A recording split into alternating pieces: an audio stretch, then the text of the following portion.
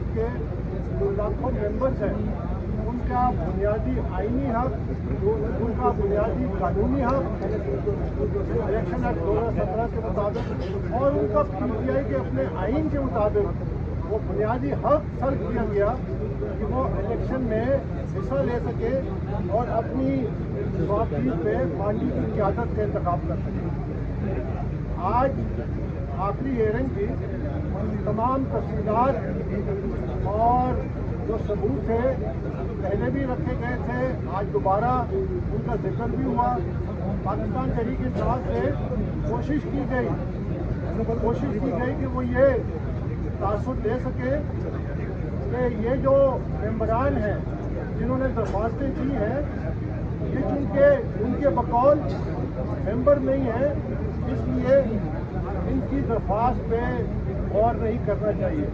और भी उन्होंने दलीलें दी, लेकिन मैं दो बातें आज की कार्रवाई के हवाले से करना चाहता हूँ जो मेरे नज़दीक अहम है और जिससे आपको ये जो बीमारी है रूट कॉज वो ये है कि उनके वकील ने ये कहा इलेक्शन कमीशन के सामने कि पाकिस्तान तहरीक इंसाफ एक प्राइवेट एंटिटी है, एक प्राइवेट एंटिटी है।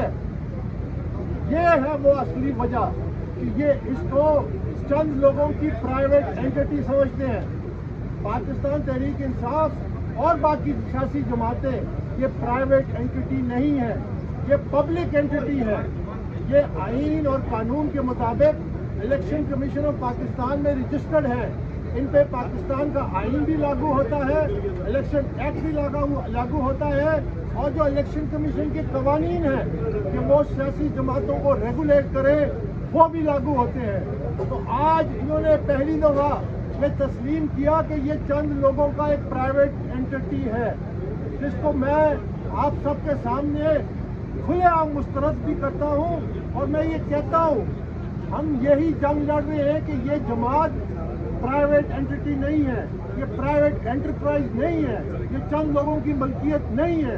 जिस जमात के लिए वर्करों ने अपना खून पसीना दिया वो इस पार्टी के बराबर के शरीक हैं, बाइख्तियार हैं, ये उनका आईनी कानूनी हक है।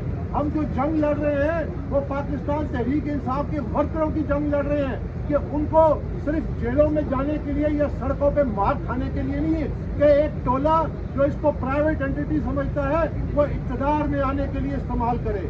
ये एक बुनियादी नुक्ता था। दूसरी बात उन्होंने जो मेंबरशिप के हवाले से की तो मेरे वकील ने आज इलेक्शन कमीशन के वो ऑर्डर पढ़ के सुनाए जिसमें उन्होंने मेरी मेंबरशिप की तस्दीक की थी। एक दफा नहीं, बारहा तस्दीक की थी। और दिलचस्प बात इसमें यह है कि न सिर्फ तस्दीक की थी बल्कि सुप्रीम कोर्ट का एक केस का हवाला दिया, हनीफ अब्बासी का केस पैरा 54, जिसमें इलेक्शन कमीशन कहता है कि इनकी मेंबरशिप की तस्दीक वहां पे भी हो चुकी है। सुप्रीम कोर्ट के फैसले में हाई कोर्ट का फैसले का जिक्र किया, इलेक्शन कमीशन के फैसलों का जिक्र किया। बारहा तो जैसा कि मैंने आपसे वादा किया था कि मैं इन वकीलों के खिलाफ जो खुलेआम झूठ बोलते हैं, ये वो वकील हैं जो सियासी जमात के ऊपर मुसलत किए गए हैं, इस पर मैं अभी बात करता हूँ। ये खुला झूठ बोलते हैं। हमने इलेक्शन कमीशन से दरख्वास्त की है कि इनके खिलाफ कंटेम्प्ट की कार्रवाई की जाए। आपके अपने ऑर्डर मौजूद हैं कि अंबर बाबर पाकिस्तान तहरीक इंसाफ का मेंबर है, न सिर्फ मेंबर है बल्कि फाउंडर मेंबर है, ये भी उनके फैसले में तहरीर है। तो ये कैसे ये सवाल बार बार उठाते हैं, इनके खिलाफ इस कार्रवाई की जाए इस लिहाज से। अब जो असली मोटी बात, शफाफ इंट्रा पार्टी इलेक्शन और शफाफ कौमी इलेक्शन ये लाजिम और मुलज़ूम है। एक के बगैर दूसरा बेमानी है, एक के बगैर दूसरा बेमानी है। इंट्रा पार्टी इलेक्शन भी बुनियादी आईनी हक है। अगर ये हक अवाम या पार्टी वर्कर को ना दिया जाए तो वो अपनी मर्जी की क़यादत पार्टी में नहीं इलेक्ट कर सकते। इसका मतलब है अवाम की मर्जी के कैंडिडेट सामने नहीं आएंगे इलेक्शन में। इसका मतलब है कि ये जो प्राइवेट एंटिटीज बना के बैठे हैं, जो आज इन्होंने तस्लीम किया इलेक्शन कमीशन के सामने कि पीटीआई प्राइवेट एंटिटी है, यही मैं कहता आ रहा हूँ आप सबके सामने कि ये सियासी जमात چند اشخاص اور خاندانوں کی ملکیت ہے. یہ چند خاندانوں کی ملکیت ہے. یہ محض ایک سیڑھی ہے اقتدار کے لیے. آج انہوں نے تسلیم کیا کہ یہ پرائیویٹ اینٹی ہے. ہم اس کو مسترد کرتے ہیں. یہ پاکستان کی عوام کی ملکیت ہے. ہر سیاسی جماعت جو اس کے ورکر ہیں, یہ ان کا حق پہنچتا ہے. ہم اس حق کے لیے لڑ رہے ہیں اور انشاءاللہ لڑتے رہیں گے.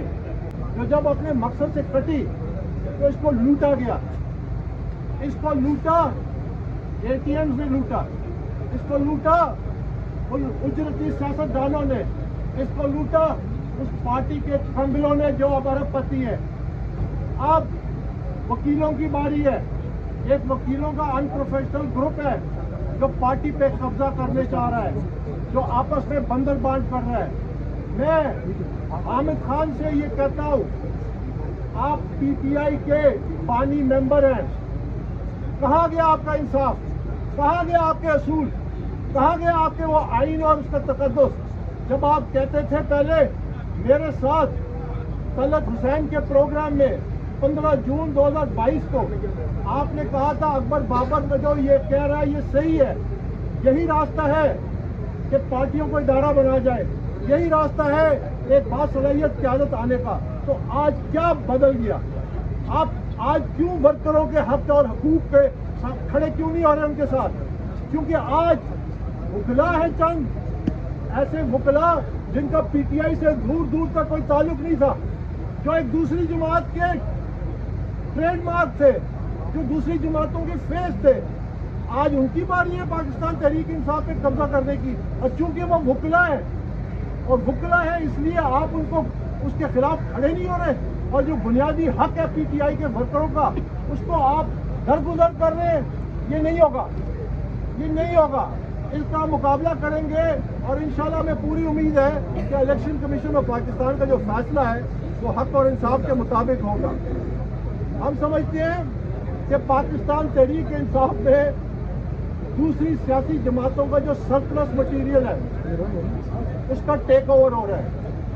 یہ ٹیک اوور نامنظور ہے. یہ لوگ اب پی ٹی آئی کا ووٹ بینک جو ہم نے بنایا تھا وہ پاکستان میں تبدیلی کے لیے بنایا تھا, بہتر سیاست کے لیے بنایا تھا.